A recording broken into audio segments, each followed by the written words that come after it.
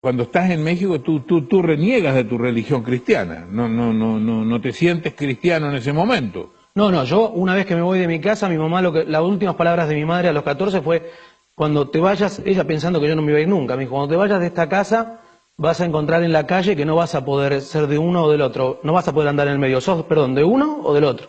Y dije, ¿de qué? ¿O de Dios o del diablo? Y yo le dije, yo me voy con el diablo. ¿Y tuviste 10 años con el diablo? Sí. Renegando de tu religión. Sí, porque, don Francisco, usted tiene que entender que en el mundo cristiano, o los creyentes, que entienden del poder de Dios, también conocen del poder del enemigo. Y yo quería utilizar, si bien yo había nacido en un hogar cristiano y entendía ese poder, quería manipularlo a mi favor. Y hay algo que cambia tu vida, hay algo que es un quiebre total. Total, un antes y un después. Llegamos a la Ciudad de México para un evento importante de rock, que auspiciaba un canal de música muy famoso, y bueno, yo salgo a comprar unos instrumentos, y bueno, somos secuestrados, somos abordados por un grupo así, comando.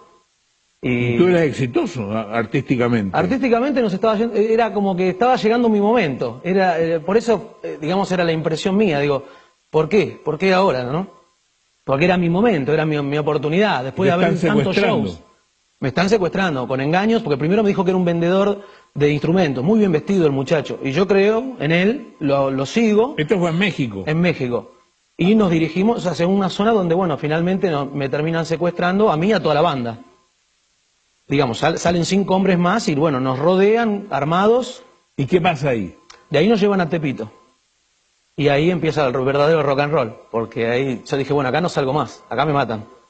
Y empiezan a hablar de querer negociar con la compañía discográfica por plata, y van pasando las horas y yo voy viendo que esto se termina. Y ahí, recién ahí, es donde yo me acuerdo de mi mamá, de su fe, de sus oraciones. En un momento te ponen una pistola en la cabeza. ¿Qué pasa en ese momento? Bueno, él ya no puede negociar más y me apunta. Yo estoy todo tatuado, entonces él se sentía todo el tiempo como que físicamente yo lo agredía. No sé por qué, pero no había conexión con él. El resto de la banda no los provocaba tanto, pero a mí es como que el castigo era todo el tiempo conmigo. Entonces me apunta a la cara y me dice, ¿crees en Dios? Y yo digo, pero adentro mío pensé, ¿por qué a mí? Porque no le pregunta a todo el resto de mis músicos que son ateos, ¿por qué a mí? Yo que escondí todo mi pasado, nadie sabía que yo había nacido en un hogar cristiano, y encima yo era el más salvaje de todos dentro del ambiente del rock. Y entonces no sabía qué responder, y de adentro del estómago me sale decirle sí. Y cuando le dije que sí, me dio miedo haberle dicho que sí, que creía. Y me tapé la cara y dije, bueno, acá me voy.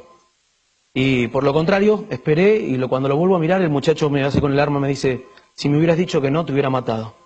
Se guardó el arma y salió de la habitación. Empezó a discutir con el resto de los secuestradores. Y ahí yo siento un cambio en mí, físico. Empecé del frío y del terror que sentía, empecé a sentir un calor y no entendía, y dije, Dios está acá conmigo. ¿Por qué? No entendía por qué.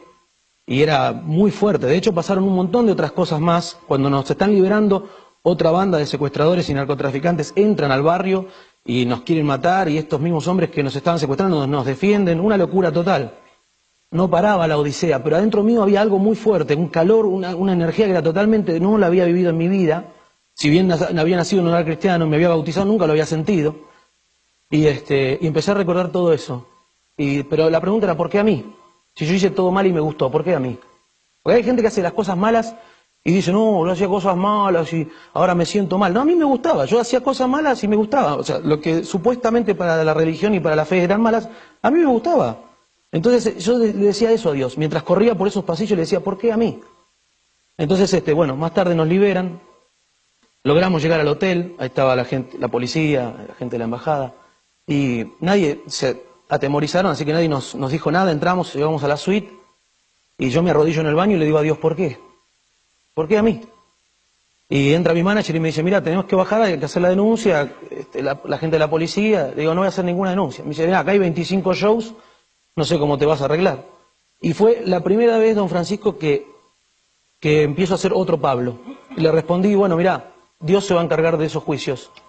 Ellos empezaron a reír de mí, y bueno, ahí nos separamos como banda. ¿Volviste a tu casa de Argentina? Me tomo un avión y cuando llego están los periodistas en Argentina, pero bueno, yo les pido por favor que no me interesa hacer una nota de ese estilo.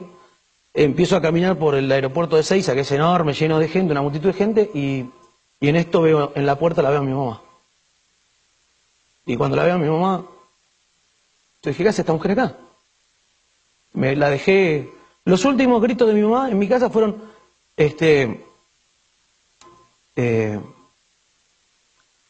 los últimos gritos de mi mamá, ella, yo sé en quién deposité mi fe, gritaba. Y yo la escuchaba de media cuadra, más o menos. Y yo dentro mío estaba orgulloso de irme. Así que la encuentro a mi mamá ahí y me quedaba esa impresión todavía. O sea, estaba mi mamá, pero me quedaba esa impresión de esa mamá controladora, de esa mamá de estar educándonos constantemente, orando por nosotros.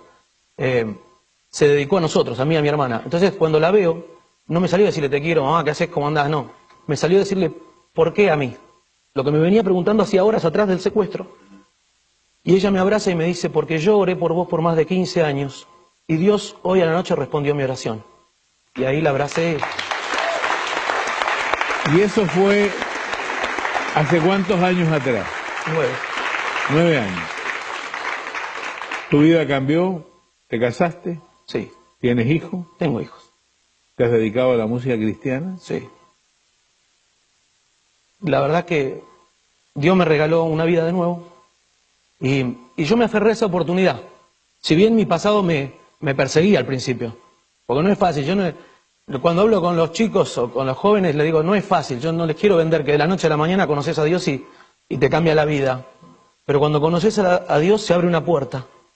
Y cuando vos empezás a caminar hacia esa luz, son esos pasos tuyos que vos vas dando, Él te va acompañando y ahí empieza a cambiar.